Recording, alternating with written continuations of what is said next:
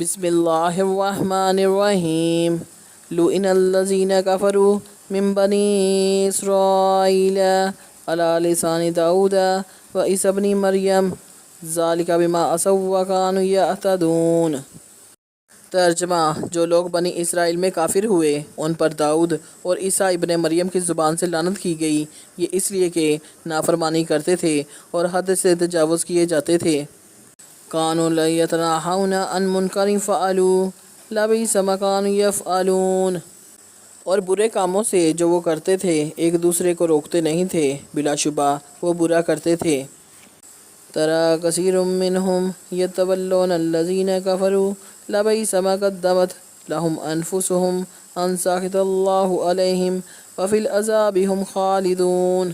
تم ان میں سے بہتوں کو دیکھو گے کہ کافروں سے دوستی رکھتے ہیں، انہوں نے جو کچھ آگے بھیجا ہے برا ہے، وہ یہ کہ اللہ ان سے ناخوش ہوا اور وہ ہمیشہ عذاب میں مبتلا رہیں گے۔ وَلَوْ كَانُوا يُؤْمِنُونَ بِاللَّهِ وَالنَّبِيِّ وَمَا أُنزِلَ إِلَيْهِم مَّا اتَّخَذُوهُمْ أَوْلِيَاءَ وَلَٰكِنَّ كَثِيرًا مِّنْهُمْ فَاسِقُونَ۔ اور اگر وہ اللہ پر اور پیغمبر پر اور جو کتاب ان پر نازل ہوئی تھی اس پر یقین رکھتے تو ان لوگوں کو دوست نہ بناتے، لیکن ان میں اکثر بد کردار ہیں۔ لا تجدن اشد الناس عداوة للذین آمنوا اليہود والذین اشرکوا ولا تجدن اقربهم مودة للذین آمنوا الذین قالوا إنا نصارى ذلك بأن منهم قسیسین ورہبانا وأنهم لا يستكبرون۔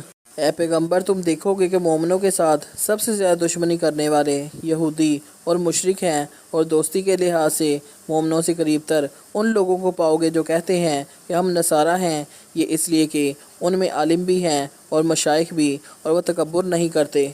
روزانہ 1000 نیکیاں۔ رسول اللہ صلی اللہ علیہ وآلہ وسلم نے فرمایا، کیا تم میں سے کوئی روزانہ 1000 نیکیاں کمانے سے بھی عاجز رہ سکتا ہے؟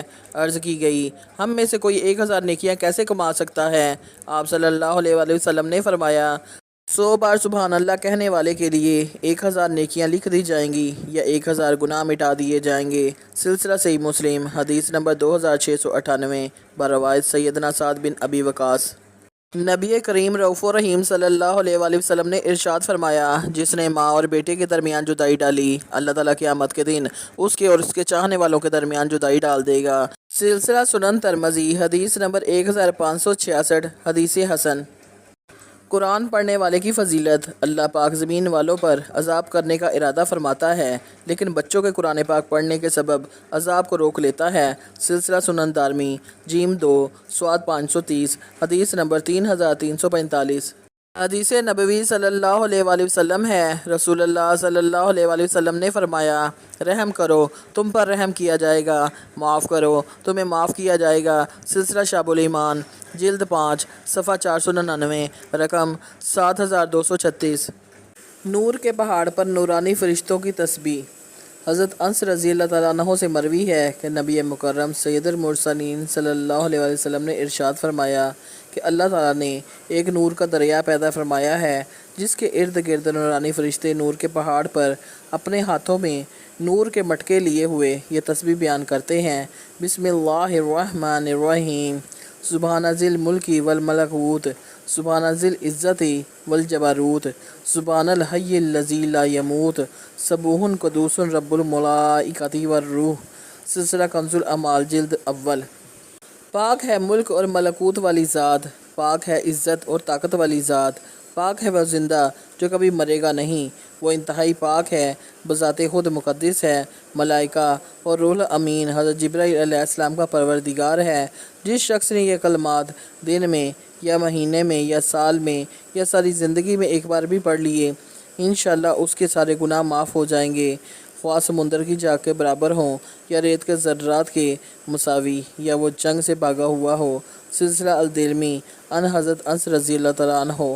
حدیث نبوی صلی اللہ علیہ وآلہ وسلم ہے، رسول اللہ صلی اللہ علیہ وآلہ وسلم نے فرمایا، میں اور یتیم کی کفالت کرنے والا جنت میں ان دونوں کی طرح ہوں گے، اور آپ صلی اللہ علیہ وآلہ وسلم نے اپنی شہادت اور درمیانی انگلی کی طرف اشارہ کیا۔ سلسلہ سنن ترمذی، حدیث نمبر 1918۔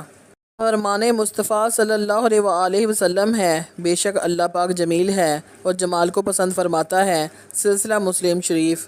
فرمان مصطفیٰ صلی اللہ علیہ وآلہ وسلم ہے، جو اللہ پاک کے کسی ولی سے دشمنی رکھے، تحقیق اس نے اللہ پاک سے اعلان جنگ کر دیا۔ سلسلہ سنن ابن ماجہ۔ فرمان مصطفیٰ صلی اللہ علیہ وآلہ وسلم ہے، تم میں بہتر وہ ہے جس کی عمر لمبی اور عمل اچھا ہو۔ سلسلہ مسند احمد۔ فرمان مصطفیٰ صلی اللہ علیہ وآلہ وسلم ہے، دنیا کی محبت ہر برائی کی بنیادی جڑ ہے۔ سلسلہ شعب الایمان۔ فرمان مصطفیٰ صلی اللہ علیہ وآلہ وسلم ہے، جس نے عشاء کی نماز باجماعت پڑھی، یقیناً اس نے شب قدر سے اپنا حصہ حاصل کر لیا۔ سلسلہ جامعہ صغیر۔ نبی کریم رؤوف الرحیم صلی اللہ علیہ وآلہ وسلم نے فرمایا، اسلام میں وہی شخص اچھا ہے جو لوگوں میں سے اخلاق کا اچھا ہے۔ سلسلہ الترغیب والترہیب۔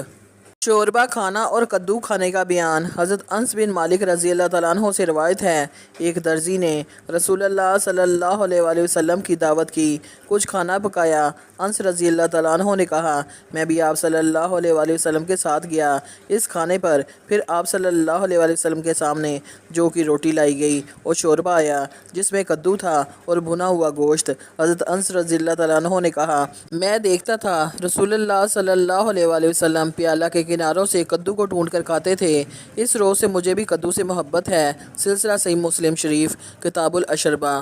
نماز کی پابندی کے بارے میں حدیث۔ قیامت کے دن سب سے پہلے بندے سے اس کی نماز کا حساب لیا جائے گا۔ اگر نماز درست ہوئی تو اس کے باقی اعمال بھی درست ہوں گے، اور اگر نماز میں کمی ہوئی تو اس کے باقی اعمال بھی خراب ہوں گے۔ سلسلہ سنن نسائی، حدیث نمبر 3996۔ رسول اللہ صلی اللہ علیہ وآلہ وسلم نے فرمایا، اللہ علم کو اس طرح نہیں اٹھا لے گا کہ اس کو بندوں سے چھین لے، بلکہ وہ پختہ کار علماء کو موت دے کر علم کو اٹھائے گا، حتیٰ کہ جب کوئی عالم باقی نہیں رہے گا تو لوگ جاہلوں کو سردار بنا لیں گے، ان سے سوالات کیے جائیں گے اور بغیر علم کے جواب دیں گے، اس لیے خود بھی گمراہ ہوں گے اور لوگوں کو بھی گمراہ کریں گے۔ سلسلہ صحیح بخاری، حدیث نمبر 100۔